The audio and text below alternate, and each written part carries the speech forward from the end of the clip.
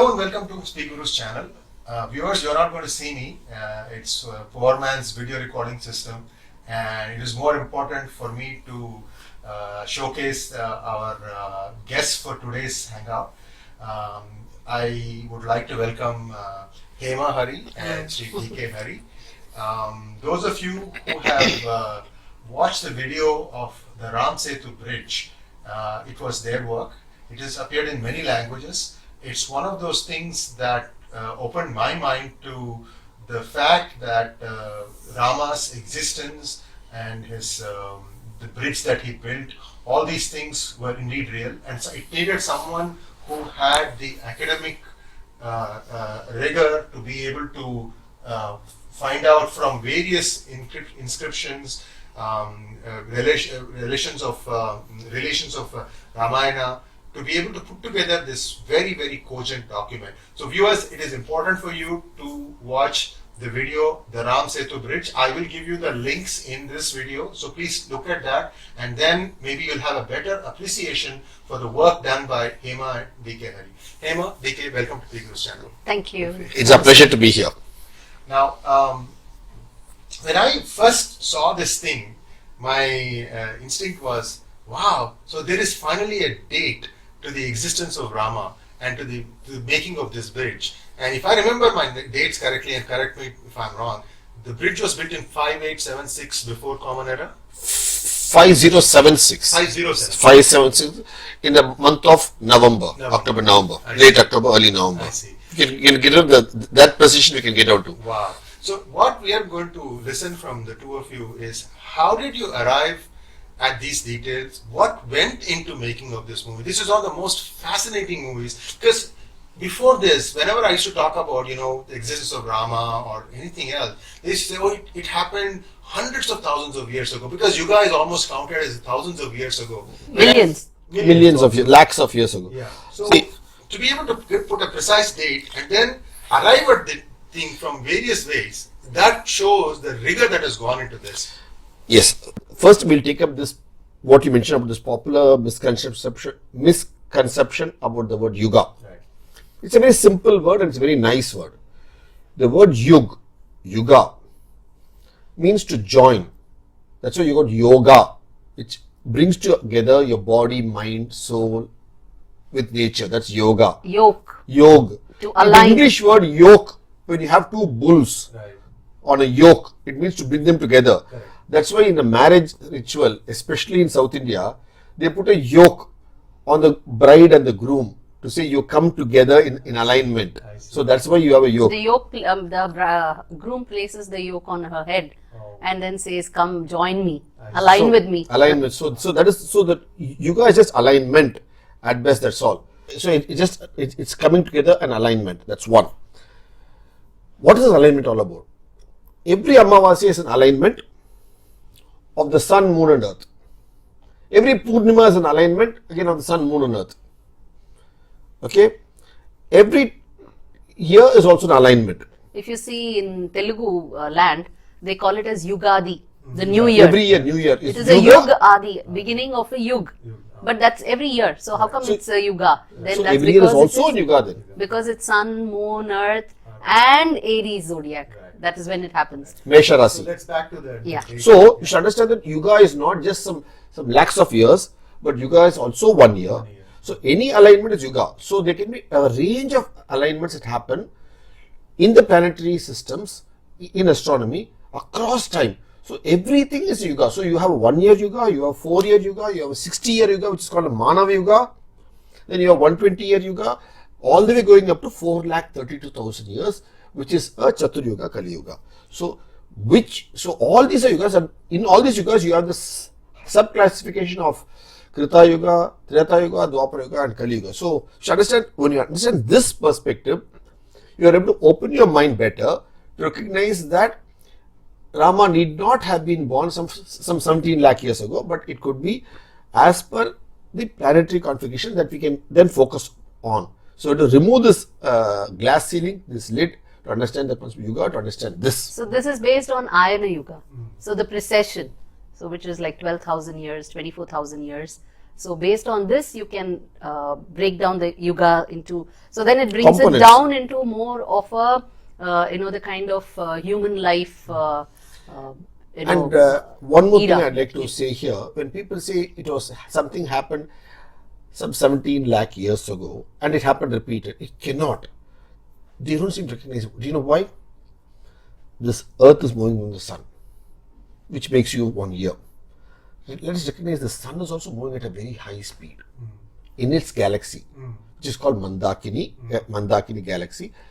And we are in the Akashganga Mandakini. So that's also moving. So when the sun is also moving, which you will realize over a 8,000, 10,000 years period, then the star angles change, the star configuration changes, the Rashi changes, the zodiac changes. So you will not get the same Rashi zodiac configuration after say 10, 12,000 years. So it will not be able to repeat. So what we are seeing The is stars are also moving away. The those stars also constellations moving are away in not- different directions. Each of the, all sun is also star, they are all moving in different directions. So you have to recognize that what you're having is for this time window of 8, 10,000 years. 17 lakh years ago, you could not have the same star configuration, what you see, the same Mesha Rasi, or the sun would not be here, it would be somewhere else. So the perspectives are different going to be. But sometimes when you say something like this, people get sometimes very offended, because they say, "Oh my God, you're bringing down God." Because on one side, you say Ram is God, and people worship. I mean, everybody worships. We also worship Ram. This thing, we are Vaishnavites, incidentally. But that's the beauty of the Indian civilization. See, we have we actually got down to dating historicity of Rama and Krishna. Before that, we were working on the concept of creation from the Srijan, Srishti Vigyan, from the Veda, Upanishad, and so on. So that was something that we had compiled, and from there on we had gone on to compile understanding Shiva as a tattva, because once creation is there, then you start looking at how the Veda have described the tattva, the deva, and so on. Principles, concepts. They are principles that function that govern the functioning of the universe. Now, but on the other side, you see that we have two texts which say they are Itihasa, which clearly means it does happen. Itihasa. So It these does are happen. So these are the two historic texts of our land, and in these two texts they say that Rama and Krishna are two historic personages who Purusha. had such a long lineage. The distinct details are given, and they are all equally corroborated across all the Purana as well. See, while the others don't have Itihasa texts for them in the lineage of Rama or Krishna, Rama and Krishna have Itihasa because they were written by people who were contemporaneous to them. So like Vyasa lived during the time of Krishna, and Valmiki lived during the time of Who is Rama. Vyasa, Veda Vyasa, who wrote Mahabharata? What is his name? Vyasa is a title given to him. Vyasa means compiler. Because he compiled the Veda, he's called Veda Vyasa. But what's the name his mother gave him? His mother gave him the name Krishna because he was dark-hued. And because he was born in an island, his mother gave birth to the island, he was called Dvaipayana, Dvaipayana, one born in an island. So this Krishna born in an island. As against Devaki Putra Krishna, or as against Panchali Krishna. Draupadi's So, daughter is also Krishna. So Draupada's daughter is also Krishna. So she's called Draupadi. So she's also Krishna. Her given name is Krishna. Because she was dark. Dark-hued. So we understand These that people lived during those times and they documented it. So we their have family. these two texts as Itihasa, but that doesn't mean the other people described in the lineage are mythical.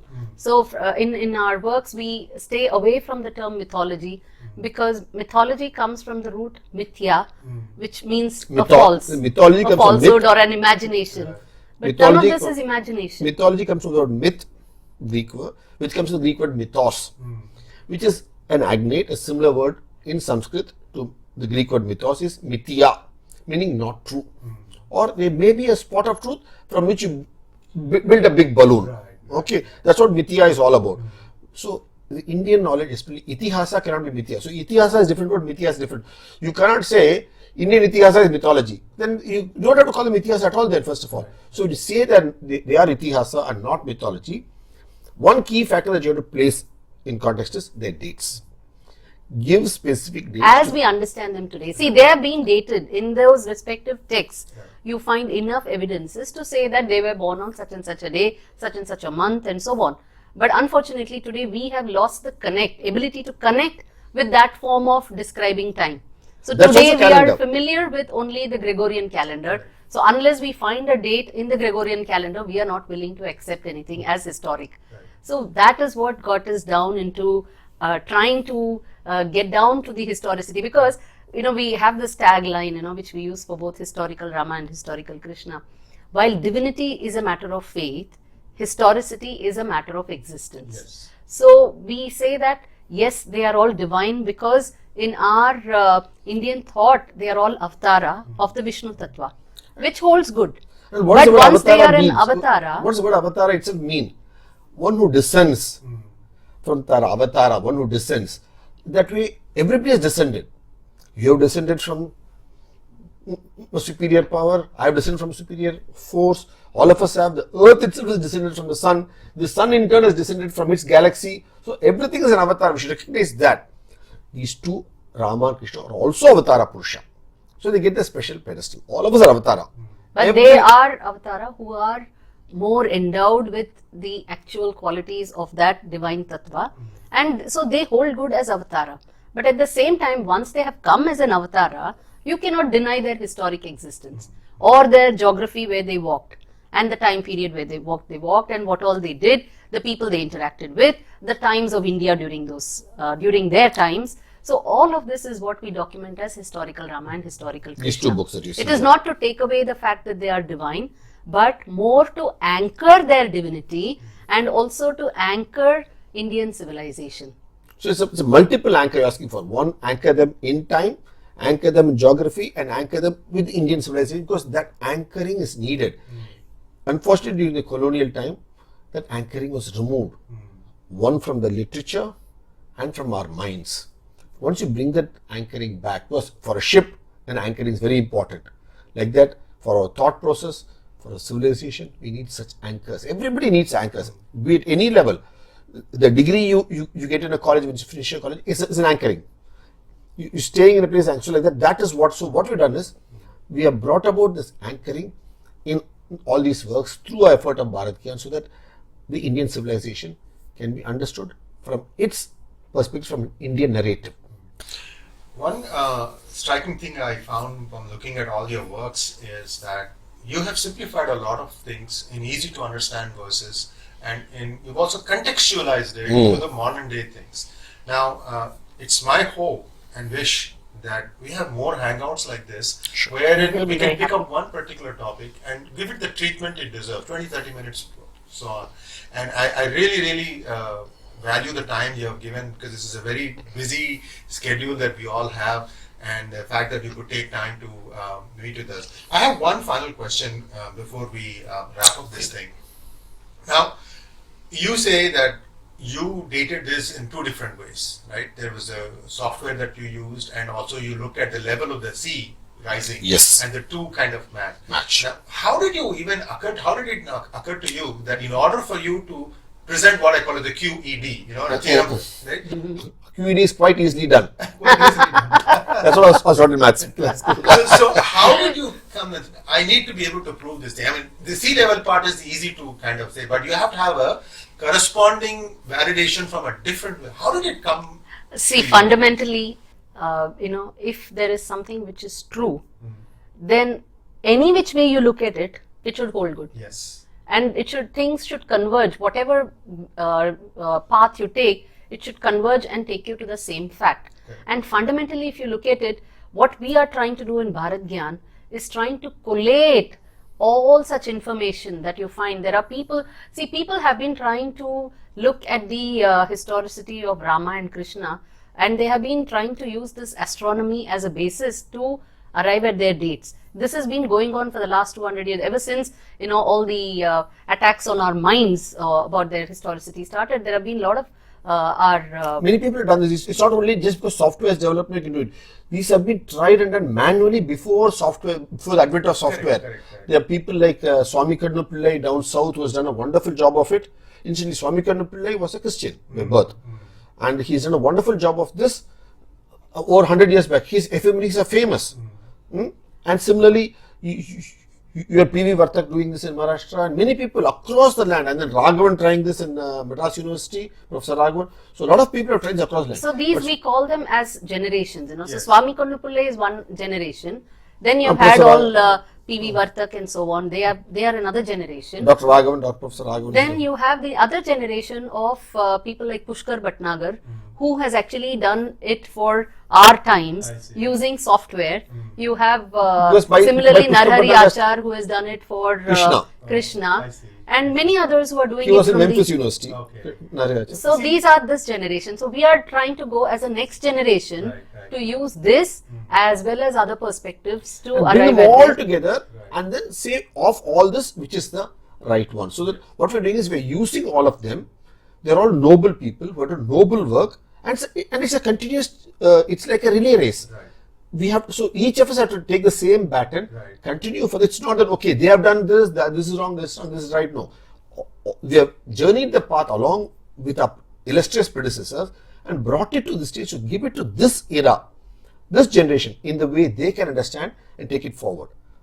This is a fascinating 20-minute conversation I had with both of you, and I welcome you back to PGurus channel. Certainly. And Our pleasure. we will have more such enlightening Definitely. conversations. And there is such a wealth that is there in our Sanatana Dharma and also in the whole Bharatavarsha that it's almost like we forgot to realize that we are having jewels in our own home and we are out seeking this elsewhere. Very true. Thank you very much for your gift of time, and I hope to be back with more such enlightening conversations. We hope to be back too. Thank you. Thank you. It will be a pleasure.